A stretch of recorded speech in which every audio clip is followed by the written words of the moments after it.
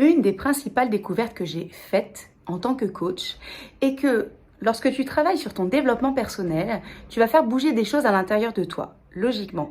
Mais lorsque ça bloque et que ça ne te permet pas d'atteindre le palier que tu souhaites atteindre, c'est que ça se passe aussi à un niveau supérieur. Et très souvent, c'est au niveau de ton identité que ça se joue. C'est vrai qu'en coaching, on traite souvent des blocages. C'est essentiel pour créer le changement, mais si tu traites le blocage pas au bon niveau, il y aura quelque chose de décalé et tu ne vas pas atteindre ton objectif. Quand ça se passe au niveau identitaire, ça signifie que toi, moi, nous avons une image que nous nous sommes créés de nous-mêmes. Cette image s'est construite majoritairement quand tu étais petit, dans le regard de tes parents, dans les feedbacks des adultes, des référents qui t'ont entouré, qui t'ont fait grandir, des feedbacks positifs. Toi, tu es quelqu'un qui est un champion parce que tu es toujours très très bon en sport, ou des feedbacks moins positif, voire franchement négatif, tu es complètement nul en maths et ça s'est gravé comme quelque chose d'identitaire. Il y a eu aussi tes expériences de vie, surtout les expériences très fortes qui, boum, te font dire que dans ton identité, par exemple, imaginons que tu aies eu un échec entrepreneurial, tu n'es pas un entrepreneur ou tu es un mauvais entrepreneur. C'est quelque chose qu'il faut absolument que tu prennes en compte et que tu considères parce que lorsque tu veux atteindre un palier, tant que ces points-là de ton identité sont bloquants, tu pourras faire tout ce que tu veux, tous les efforts du monde, tu seras toujours rattrapé par cette identité parce que d'une façon inconsciente, tu feras toujours en sorte de correspondre à l'image que tu as de toi. Parce que tu es quelqu'un de cohérent avec toi-même. Donc, si tu n'es pas un bon entrepreneur, comment veux-tu créer une entreprise qui fonctionne? Donc, il va falloir switcher une part de ton identité dans ce qui est bloquant pour toi. Par exemple, quand j'étais petite, j'excellais dans la production de travaux de recherche, de littérature, les exposés, les animations à l'oral. Et j'écrivais beaucoup de textes, j'étais très inspirée, j'avais toujours de nouvelles idées. Et en général, je sais que mes camarades étaient plutôt contents d'être dans mon groupe parce qu'ils savaient que le travail allait être bien fait, qu'on allait avoir de bons résultats, de bonnes notes parce que j'étais à ce moment-là la leaduse du groupe et j'avais de bonnes idées. Par contre, quand il s'agissait de groupes de copains, d'équipes de sport, j'étais toujours la dernière qu'on choisissait, voire qu'on ne choisissait pas du tout ou par défaut.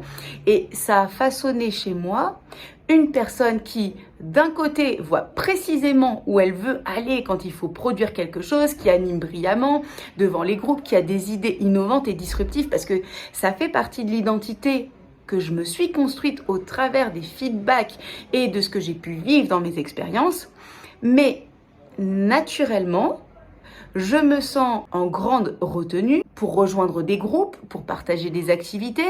Je ne serai pas celle qui va proposer, par exemple, venez, on se fait un week-end entre copains, ça va être formidable.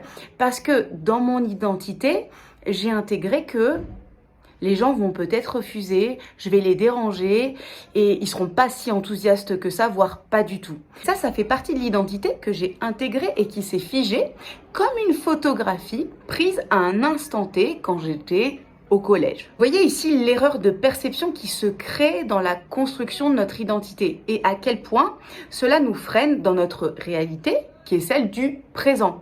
Parce que dans le présent, c'est très clair, je ne suis plus celle qui est mise à l'écart, je ne suis plus depuis très longtemps celle qui n'intéresse pas les autres, mais j'ai posé inconsciemment mes réserves pour me protéger. Tu comprendras que tu peux appliquer ce que je te dis aux propres points qui sont bloquants pour toi. Alors, comment fait-on pour switcher l'identité et passer au prochain niveau ? Déjà, pour recevoir mes coachings et bénéficier de mon avancée, abonne-toi et laisse-moi un commentaire sur cela parce que ça me tient vraiment à cœur. Je vais te donner 4 astuces. La première astuce, observe les freins que tu te poses tout seul.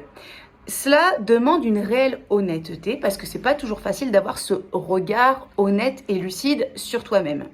Comme tu es conditionné pour penser, pour te comporter, pour créer des relations, pour entreprendre, etc., selon cette identité figée que tu t'es créée, ça demande quelque chose de conscient, de s'observer avec lucidité. Pour trouver ces freins, tu peux penser aux compétences et aux qualités que tu admires chez les autres et que tu considères ne pas avoir ou ne pas oser manifester. Par exemple, pour reprendre ce que je te disais précédemment, j'ai des amis qui proposent tout simplement quelque chose comme tiens, j'organise tel événement à telle date, venez, ça va être génial. Et les gens suivent parce que c'est aligné avec leur identité. Deuxième astuce, recherche l'histoire que tu te racontes pour contourner ou justifier le problème. Par exemple, dans le cas que je t'ai raconté me concernant, je peux me poser la question, ok, quelle est la croyance limitante que je me raconte sur moi pour ne pas prendre l'initiative et oser demander? Et c'est là qu'il faut faire preuve de vigilance parce que ton subconscient a associé cette part que tu ne considères pas comme faisant partie de ton identité comme un danger. Donc il va te tromper en te faisant croire, par exemple, ouais, mais en fait, j'ai pas trop envie, j'en ressens pas le besoin, je me sens tellement très bien toute seule, ces moments où je me ressource, je suis déjà bien assez exposée dans mon métier, j'ai pas besoin de davantage de relations, et puis j'ai ma famille nombreuse, donc c'est bien assez. Donc toi aussi, cherche ces histoires que tu te racontes qui font que finalement, pour contourner le problème, tu t'es inventé des justifications. Là aussi, ça demande beaucoup de lucidité et d'honnêteté avec toi. Troisièmement, cherche les conséquences subtiles, négatives qu'il y a à rester dans la situation. Parce que tant que tu n'auras pas pris conscience à quel point ça peut être délétère pour toi, ça peut te desservir, il n'y aura pas forcément d'intérêt à changer cette parcelle de ton identité parce que tu as trouvé des compensations pour cela. Donc dans ta situation, si tu restes seulement sur la partie visible de l'iceberg, tu peux te dire que ça n'est pas si important que cela de changer. Mais en creusant les inconvénients, à rester dans cette identité plus longtemps, tu vas réaliser que finalement ça te dessert bien plus que ce que tu n'imaginais. Par exemple, dans mon cas, en restant dans l'identité de celle qui ne va pas solliciter et être meneuse dans les interactions avec les autres, je vais me mettre des barrières pour relancer mes clients, pour relancer mes prospects, mes partenaires. Et je vais aussi poser de très grosses réserves à ce que je communique sur moi, sur les réseaux sociaux.